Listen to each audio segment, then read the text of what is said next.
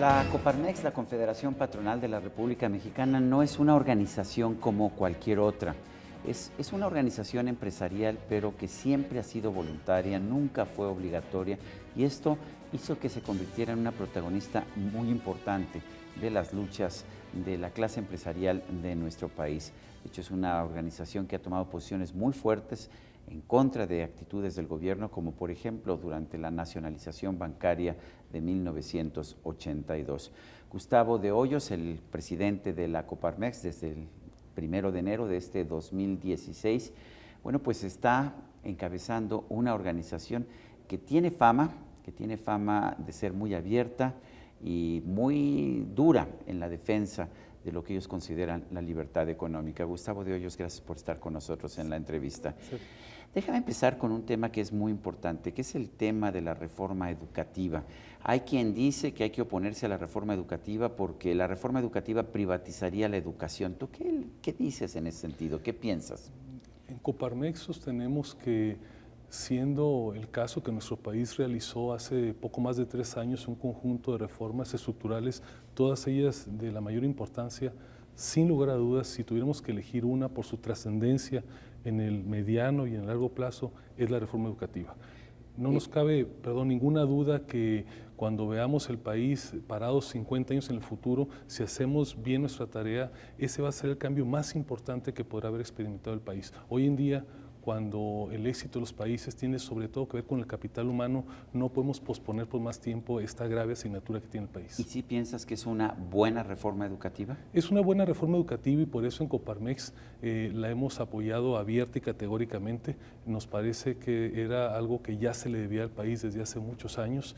Hemos avanzado poco relativamente en esta materia. El país logró vencer en buena medida en los años digamos que siguieron primero la revolución y luego en los siguientes 100 años, que estamos por cumplir 100 años ya de constitución, el reto de la cobertura. Sin embargo, nos olvidamos de algo igualmente importante, que es el reto de la calidad, y esta reforma tiene ahí su enfoque en la calidad de la educación. Hay quien dice que es una reforma administrativa o laboral, pero no educativa, porque no toca los programas de estudio. ¿Tú qué piensas? No, nosotros pensamos que la reforma toca algunos de los temas fundamentales que están en la esencia del éxito de un modelo educativo. ¿Y por qué decimos esto? Porque tiene un enfoque en mejorar la calidad de los maestros, cómo es su formación, cómo llegan a tener la posibilidad de estar frente a un grupo, y sobre todo tiene un enfoque muy claro que tiene que ver con los alumnos en base a la medición de la adquisición de sus conocimientos. Gustavo, hemos visto protestas de los maestros, no de todos los maestros, pero sí sobre todo de los maestros de la CENTE. Eso era natural y era de esperarse, pero dentro de las protestas lo que estamos viendo cada vez más son bloqueos de vías de comunicación. ¿Cuál es la posición de la Coparmex? Bueno, empiezo diciéndote que la gran mayoría, sin lugar a dudas, la inmensa mayoría de los maestros han entendido que esta reforma es una oportunidad para ser mejores maestros, para encontrar mejores condiciones en lo personal y también para el proceso educativo. Desde luego que ha habido grupos que señaladamente se han manifestado en contra de esta reforma, y nosotros pensamos que, si bien es cierto, hay que reconocer y siempre salvaguardar la posibilidad de disentir, esto nunca puede llevarse por medios que no sean apegados a la ley. En ese sentido, desde luego que hemos condenado cuando esta manifestación de una oposición a una reforma, que puede ser legítima, puede ser entendible, trastoca los intereses de tercero, trastoca la vida cotidiana de las personas. En ese momento no podemos estar de acuerdo con ella, y sobre todo cuando afecta lo más importante en la educación, que son los niños que están privados de tener clases. ¿Tú piensas que se debe usar la fuerza pública para liberar vías de comunicación que han sido bloqueadas? El Estado mexicano, como cualquier otro Estado, tiene la responsabilidad de hacer cumplir la ley. Desde luego hay una severa responsabilidad, una grave responsabilidad para hacerlo de una manera inteligente, para siempre tener apertura al diálogo, pero no se puede claudicar en la aplicación de la ley.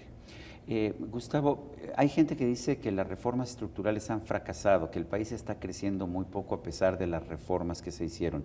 ¿Tú qué piensas y cuál es? Me gustaría también conocer tu posición sobre la reforma fiscal. Mira, nosotros pensamos que el país tuvo la gran virtud de realizar en un tiempo inusualmente corto reformas que se habían pospuesto por décadas, Incluso si pensamos un poco en el pasado, hace 15 años, y hacemos memoria, tendremos cuenta que se intentó en varias ocasiones reformas en lo financiero, reformas al sector de telecomunicaciones, reformas desde luego en el ámbito energético, en el ámbito educativo, y que desafortunadamente o no se recristalizaron o bien tuvieron una profundidad muy limitada. En ese sentido hay que reconocer que el país tuvo finalmente la capacidad de realizar reformas que sí fueron al fondo, y lo que seguramente nos está pasando es que fueron tan rápidas que apenas estamos empezando a descubrir el gran potencial que tienen estas reformas. Tenemos claro un grave reto, que estas reformas no se queden solamente en el ámbito de lo macroeconómico, que no se queden nada más en la parte estructural, sino que el aterrizaje sea mucho más exitoso. Y aquí el avance, Sergio, ha sido desigual. Tenemos algunas reformas, como sería, por ejemplo, en materia energética, donde en el muy corto plazo estamos empezando a ver ya los resultados de la implementación, y otras áreas en las cuales no son tan espectaculares, pero que ciertamente están logrando un cambio positivo. Déjame ejemplificar, por ejemplo, en la reforma financiera.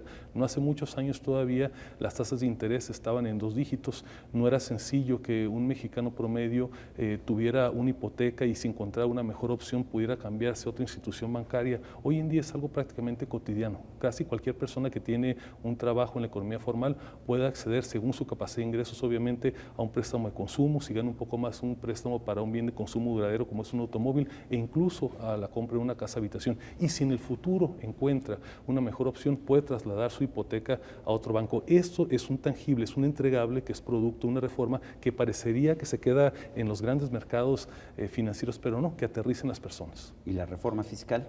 Fue la reforma que no nos gustó. Es una reforma que no cubrió las expectativas que teníamos como sector privado.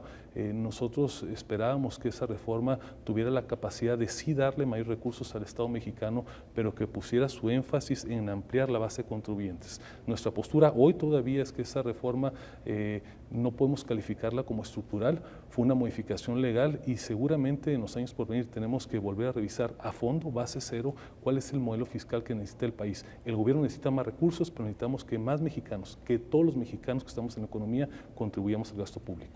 Gustavo, estamos viviendo una situación en la que la mayor parte de la gente dice que el principal problema de México es la corrupción. ¿Qué opinas y piensas que el Sistema Nacional Anticorrupción es la solución adecuada? La corrupción, Sergio, sin lugar a dudas, es de los principales problemas que tiene el país. Y lo digo con esa convicción porque es un problema que afecta lo mismo a la gran empresa multinacional que al ciudadano que se ve sujeto a un acto de corrupción. Y además es el principal problema porque es donde menos estamos avanzando como país. Si bien es cierto que el país ha tenido importantes transformaciones en su vida política, en su vida económica, incluso en su vida social, en este tema en particular, en lugar de tener avances, hemos tenido severos retrocesos. Y desafortunadamente lo que hace algunos años era un mal focalizado en algún grupo de funcionarios, que alguien incluso podría referir a algún partido en particular, nosotros hemos encontrado como desafortunadamente por una complacencia continuada, que no podemos responsabilizar a una sola persona, a un solo partido, a un solo gobierno, se nos ha venido creciendo por todo el país. Y por eso pensamos que ya no podíamos dejar pasar más tiempo y tendríamos que empezar una cruzada de fondo para cuestionar este flagelo nacional. Si me preguntas cuál es el avance que hemos conseguido, yo pienso que el Sistema Nacional Anticorrupción es un paso importante. Desde luego no perfecto, hay cosas en la legislación que no nos gustaron, tendremos que seguir trabajando, pero si comparamos así con objetividad lo que teníamos, es decir, nada, y lo que ahora se construyó, me parece que es un paso muy importante. Viene la tarea más relevante, que es ver que las instituciones que se crearon realmente operen, que se ocupen por las personas adecuadas, que no se pierda en el camino un buen propósito, y creo que el país no puede dejar pasar otros 30, otros 40 años para erradicar de raíz esto que, decía en un principio, es el principal mal que nos aqueja. Los políticos dicen que la iniciativa privada es corresponsable de la corrupción. ¿Qué piensas? Todos los mexicanos somos responsables de erradicar este mal del país porque todos lo sufrimos. Sin embargo, si hablamos de distintas dimensiones y distintos niveles de responsabilidad, desde luego que es en el sector público donde está focalizado el problema mayor, porque además ahí hablamos de recursos que son de todos. Los empresarios hemos sido muy claros, nosotros no le tememos a la transparencia, no le tememos a ninguna legislación que venga a regular la manera como nos relacionamos con el sector público. No pedimos en resumen ningún régimen de excepción, pero hay que tener claridad que el problema esencial, fundamental, reside en quienes ejercen el gobierno. Tú vienes de una parte de nuestro país, Baja California, que tiene condiciones distintas, sociales, económicas, por su relación con los Estados Unidos incluso. Y cada vez que voy a Baja California, me dicen los empresarios, es que nos pegaron durísimo con la supuesta reforma fiscal, nos subieron el IVA, ya no podemos ser competitivos con los comercios en Estados Unidos. ¿Qué estás encontrando en Baja California Norte y en la frontera norte de nuestro país después de esta reforma fiscal? Mira, me parece que el país no ha tenido la capacidad de aquilatar la gran oportunidad de futuro que tenemos por esta gran frontera en común. Esta posibilidad de que 6 estados del lado mexicano, 4 estados del lado norteamericano compartan esta gran frontera. Muchos países harían lo que fuera por compartir siquiera 5 o 10 kilómetros de oportunidades. Hemos hecho grandes cosas, pero han sido más por generación espontánea. A mí me parece que el gran reto que tiene la política exterior mexicana, entre ellos la política económica, es reconocer esta oportunidad histórica que tenemos de compartir, de tener esta vecindad, en lo que es hoy en día reconocido por todos el principal bloque económico que conforman Canadá, los Estados Unidos y México, y logrando un desarrollo integral en todo el país. No desaprovechemos, repito, la gran oportunidad que se nos da por esta cercanía, por esta vecindad. Hemos avanzado mucho, todos los días hay operaciones por miles de millones de dólares que realizan las personas, las empresas, hay toda una cultura binacional que afortunadamente ha sido gestando, pero el gran reto es cómo lo potenciamos para que ese desarrollo, partiendo de las fronteras, se extienda por todo México. Hay un ánimo antiempresarial en México y un ánimo de protesta, de hecho en todo el mundo. Por eso el Reino Unido votó por salirse de la Unión Europea, por eso estamos viendo la popularidad de Donald Trump. Y en el caso de México lo que vemos es un rechazo, yo diría, de casi todos los partidos a la libertad empresarial, a la libertad de mercado. En Estados Unidos vemos que los 2 principales candidatos se oponen al Tratado de Libre Comercio.